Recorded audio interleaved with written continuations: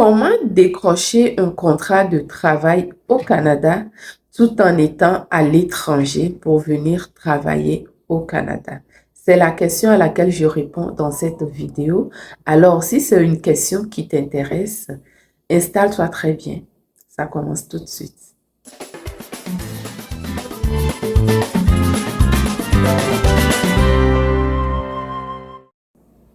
Bonjour et bienvenue dans cette nouvelle vidéo où nous allons parler de comment décrocher un contrat de travail au Canada à partir de l'étranger.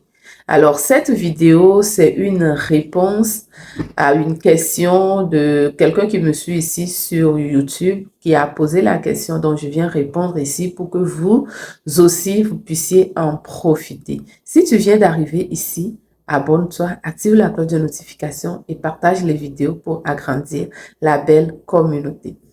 Alors, la première chose à faire lorsque tu veux décrocher un contrat de travail, c'est de faire un bon CV canadien. La façon de faire un CV dans ton pays d'origine est peut-être différente de la façon de faire un CV au Canada. Donc, tu dois t'informer pour savoir ce que c'est pareil pour le faire. Sinon, comment est-ce que ça se fait et t'adapter à cela. Alors, lorsque vous rédigez un CV, ce qui est très important de mentionner lorsque c'est dans un cadre international, c'est de mentionner les tâches que vous occupez ou que vous avez déjà occupées dans vos expériences précédentes. Lorsque quelqu'un mentionne sur son CV qu'il est comptable, qu'est-ce qui va faire en sorte que l'employeur canadien pourra savoir est-ce que ce comptable-là dans ce pays correspond réellement à un comptable au Canada?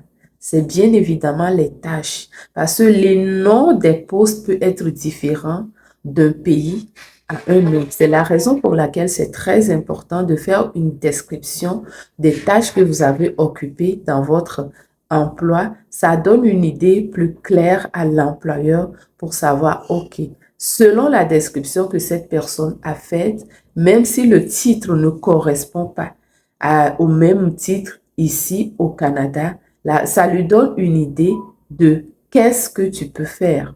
Donc, c'est très important de mentionner les tâches que vous occupez dans votre emploi sur votre CV.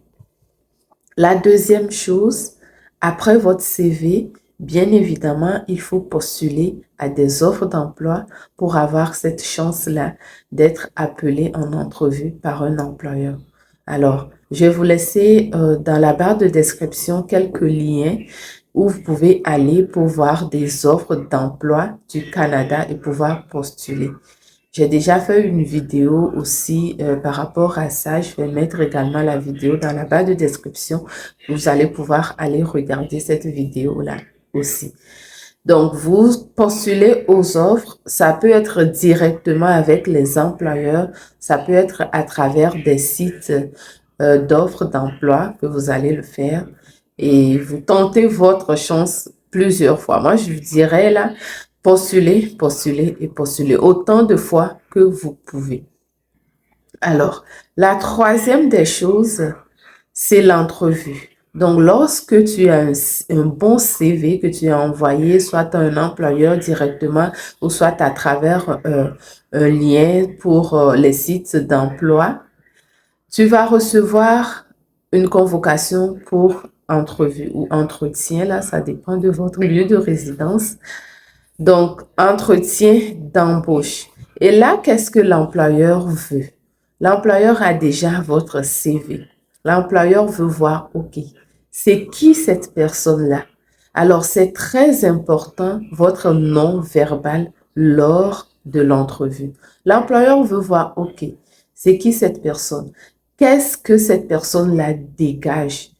Est-ce que cette personne-là peut véritablement occuper mon poste et offrir ou donner à l'entreprise qu'est-ce que moi je recherche?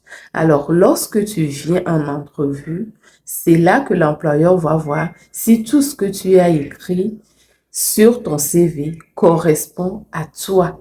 Lorsque tu mentionnes sur ton CV, par exemple, que tu es une personne très joviale et que lors de l'entrevue, l'employeur a du mal à voir ton sourire, est-ce que tu comprends que c'est en contradiction avec ce que tu as mentionné sur ton CV? Et quand c'est comme cela, ben, tu n'as pas beaucoup de chance. Et une chose aussi qui est très importante pour l'entrevue, lorsque vous passez l'entrevue, c'est très important d'avoir votre CV à côté. Et écoutez très bien, votre CV est à côté, mais ce n'est pas pour le lire. Très important. Lorsque tu donnes l'impression de lire ton CV, l'employeur comprend que c'est quelqu'un qui ne maîtrise pas cette personne-là qu'elle dit être.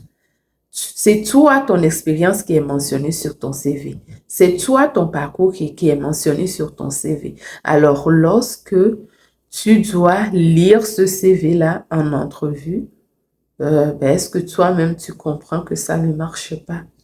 Oui, ton CV à côté, tu peux jeter un coup d'œil de temps en temps, surtout par rapport aux dates. Si on te demande, par exemple, OK, tu as dit que tu as travaillé dans telle entreprise, tu as fait combien d'années là-bas? Tu pourrais jeter un coup d'œil rapide pour voir, OK, j'ai travaillé de 2005 à 2008 et tu le dis. Mais s'il faut lire, ça ne marchera pas. Alors, c'est très important, les amis, de ne pas lire votre CV en entrevue. Et puis, une chose que les employeurs recherchent aussi, c'est des personnes qui sont dynamiques, des personnes qui ont de l'initiative. Alors, lorsque tu viens en entrevue, tu dois pouvoir dégager cela dans ton entrevue.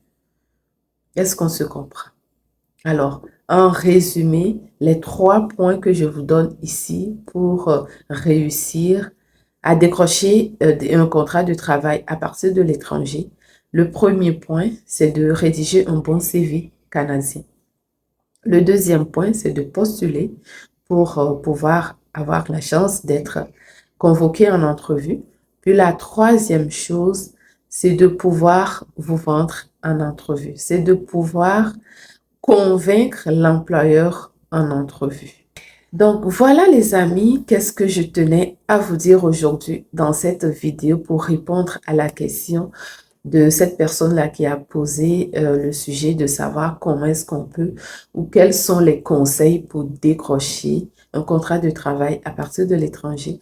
Voilà, je pense que tu t'es reconnu dans la vidéo. C'est la réponse pour toi, puis d'autres personnes vont pouvoir profiter de cette réponse aussi. Je souhaite en tout cas beaucoup de chance dans vos recherches pour les contrats. Puis on se dit à la prochaine dans une nouvelle vidéo. D'ici là, portez-vous bien. Beaucoup d'amour pour vous. Bye bye.